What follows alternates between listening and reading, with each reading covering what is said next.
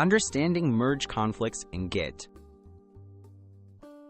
Merge conflicts occur when changes from different branches clash, and Git can't automatically combine them. This usually happens when two people edit the same line in a file, or when a file is deleted in one branch but modified in another. Knowing how to resolve these conflicts is an essential part of working with Git in any collaborative project. What causes merge conflicts?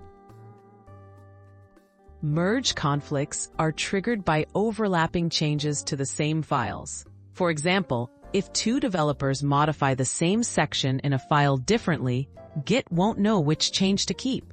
Conflicts also arise when files are deleted in one branch but modified in another. Understanding these causes helps you prevent and manage conflicts efficiently. Identifying conflicted files. When a merge conflict happens, Git clearly marks the files that need attention. You'll see a message pointing out the conflicted files after you try to merge.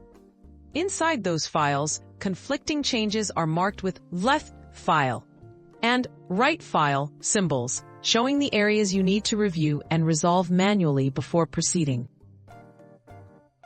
Resolving merge conflicts. Open each conflicted file and look for Git's conflict markers.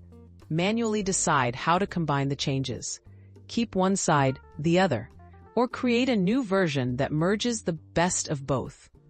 Remove the conflict markers when you're finished editing. Test to make sure everything works. Once done, use Git add file name to stage the fixed files. Completing the merge process. After resolving all conflicts and staging the files, finalize the merge with Git commit. Git may automatically fill in a commit message about the merge. Review the project to ensure nothing's broken. Regularly pulling changes and communicating with your team can help reduce future conflicts. Mastering these steps keeps your workflow smooth and collaborative.